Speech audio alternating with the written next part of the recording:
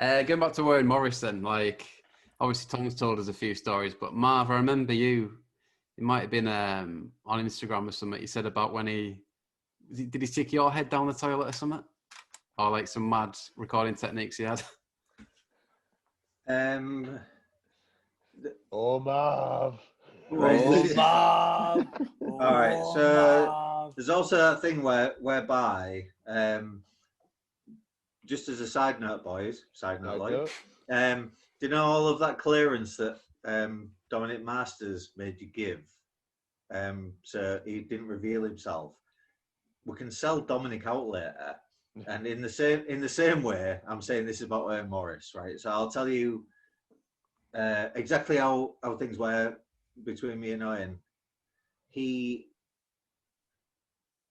pumped me full of gin in order to achieve some guitar parts that he desired. That was fine. I'm sure he had to force you to do that, mate. Yeah, he's not said where he pumped it though. This is the best night in I've had in years. So I've heard Tom's version of Owen Morris events, which, I mean, could be not slander, by the way, Tom. Yeah, right. So what I'm saying about Owen is none of us know if he's still like trying to hold his marriage together or anything. McGee said he was like in do you know where he lives Aberdeen now? or something. No. He's moved to fucking Peru. Good. That makes total sense. Then I'll go. But, right, he's got a Sorry, YouTube channel. He's got a YouTube channel where he's documented he's moved from Edinburgh to somewhere in Peru. Seriously. Cool. Because when we got don't apologise. All of these embellishments all add up to the character of the fucking guy, even all these years later. So when we got in the studio with him, the thing he did to Tom, which was like getting ease in you, and then locking you in a tiny room to like you go mental, right? That was like the vocal side of it. My side of it was here, like sitting listening to you recording the vocals. He always put my guitars on afterwards, and it'd always be at 6 o'clock in the morning, which we would achieve. So I'd sit, drink a litre of gin, well, whatever else is going on, I won't say it, but it was there. And it was after that. So the thing that Owen did with me, and why I love the guy, but why I feel I had a very special relationship with him. He didn't give a shit about how I play guitar. He just knew what he wanted to get out of me. He had a special relationship with Tom because he loved to drag that singer out. But with me, he wanted the guitar in, which he did. But actually, he was my mate. My mate who wanted to torture me. And every evening, I'd go to sleep, and the situation of the studio was we all slept in. There was no in-house sleeping arrangement. It was like cabins outside, and mine was next door to Owen's. And I'd try to go to sleep on the night, and I'd just hear him going, "Oh, Marv." Oh, knocking on the wall. Banging on the wall, like really traumatic, emotional abuse, really. And it was going on for a few days. And after a few days in the studio, when we were all together, we realised it was going to go mad. Like Tom and Josh got a bill sent to us for jumping off the roof and destroying a tree. We weren't destroying the studio. We weren't being rock and roll, like debauchery by standard, but things were happening. Mine was throwing the telephone out the window, threw it, and it hit Owen.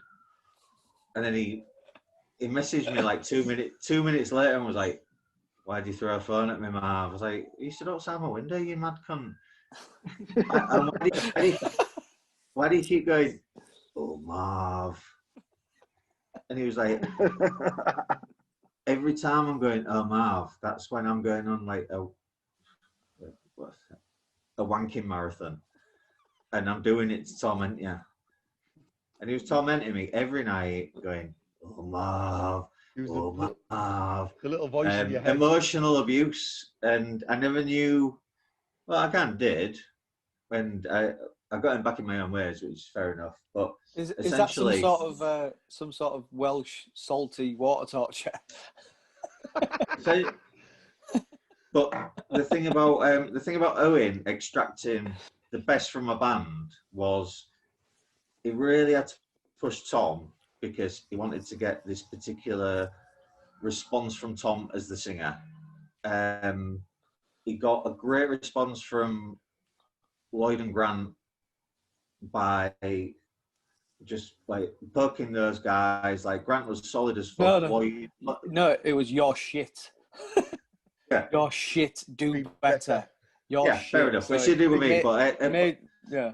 he pushed Lloyd. He pushed Lloyd to write. The thing why he was pushing me was just as it was a personal thing.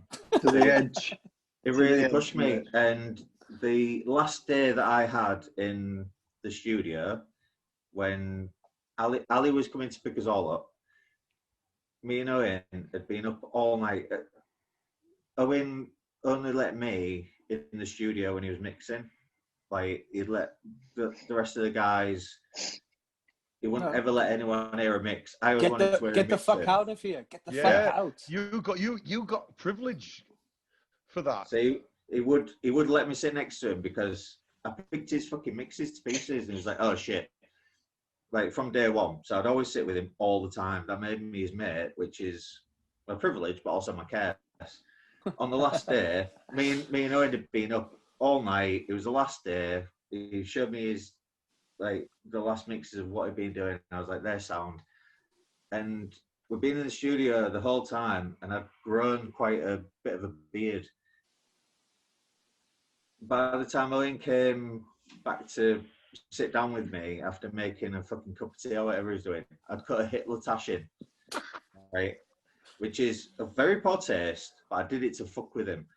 And I sat with Owen on the couch. I think I was watching like The Good, the Bad, and the Ugly. That film was on constantly. Yeah. It gives me nightmares. I sat with Owen with the Hitler moustache, mentally scarred. The guy had absolutely he didn't beat me, but he's made me learn something. But I'd also made him learn. And I was sat there for 2 hours, and he didn't say a word. And I was like, "Owen," like, "What?" Like, "Owen, what?" I was like, "Owen, look at me." And he just turned and looked at me and went, "Fucking hell, Marv, you're going home now." Like, I was like, Ali's coming at lunchtime. He went, "No, you're going home now." He gave me 300 quid, ordered a taxi, which came in 20 minutes. I only had to wait 6 hours. He went, "You're not going to survive another 6 hours here, mate." Neither am I. He ordered a taxi. They picked me up, took me to the train station. I got a train from Hastings with the change to London, London to Doncaster, Doncaster to Hull. And I got home just as you guys were all getting home in the van. Because you're on the phone going, "Are you all right? Have you got home all right?" And I was like, "Does anyone else feel like they're being fucking molested?" We all did, but I had a real special relationship with that guy. I'd love to find him, but it was literally like that. And I did shave my Hitler tash off before I got on the train. Yeah, good. Good. But I got in. I was getting loads of shit on the train ride home, because when the teas, coffees, beers, and snacks person came up, I was ordering all. I ordered all of the gins. Yeah. I was like, "Can I have gin?" They're like, "What do you want?" I was like, "All of them." So I just got all of the gins. Then I went home and went to bed. When I woke up the next day, it was like none of it had ever happened. But honestly, one of the if only. And I'm sorry to go on with that story, but have you had a boot? it's psychologically made me into the strange fuck that I am today.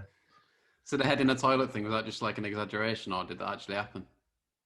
I don't think he ever had to put my head in the toilet. No. Right. I'm sure. I read that. And that's what after what he's told you, that's what you're bothered about. Maybe that might be true. I remember when we got there, he was like, "So you're the songwriter? So you think you're Mick Jones?" Because we'd been pitched to him as like a Clash sort of British punk band or whatever, and he went, "You're more Jimmy Purcey than Mick Jones." And I was like, "Fucking gutted." because at this point we'd already done a single with Owen at the same studio before we done the album. Panic Attack, So we turned up to the studio with the single without pre-production. So we walked into a pub in Catsfield where we recorded the album and where we recorded the single. We walked to meet him in the pub, and literally we walked in. He was sat there like fucking King fucking Dick with his fucking arms out. So you must be the fucking Paddingtons then. Yeah, and he'd already fucked off the locals as well. Yeah. Already. Yeah, and he waved his black card. Yeah, his black card. Yeah, he put his card behind the bar, didn't he? Like, for 2 weeks. Fuck, that was brilliant. And we went, let's go to the studio, we better do some work. This when we first got there, and he went, "Oh shit, I'm pissed. Someone's gonna have to drive my Jaguar to the studio." And Marv went, "I'll do it."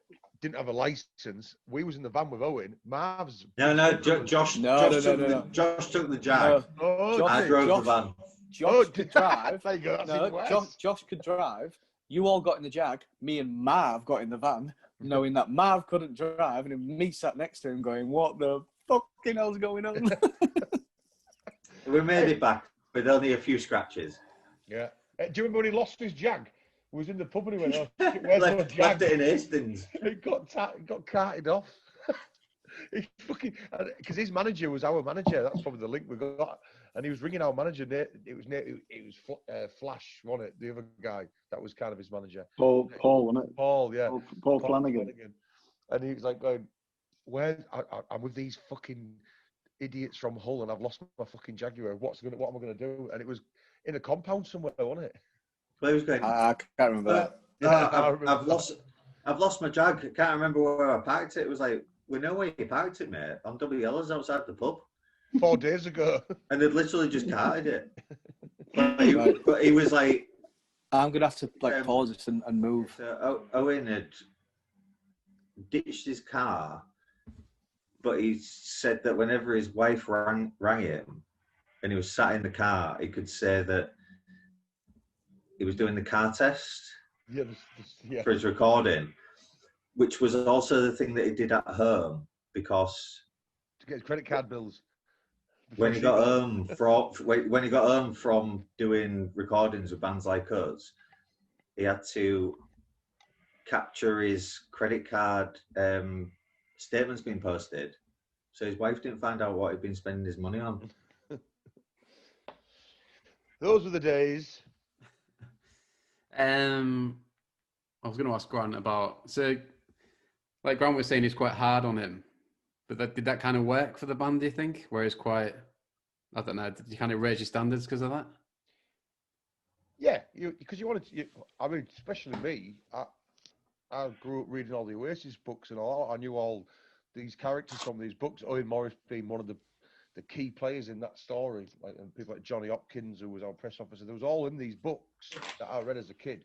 So when you go to a studio with them, you're living the dream, you're excited, but you go in going, well, you want to do the job proper. But then, so there's that, your own expectations of what you want to do. But then, like Marv's been describing, these strange, weird, unorthodox ways for him to get what he wanted from you, push you in them corners. It was bizarre.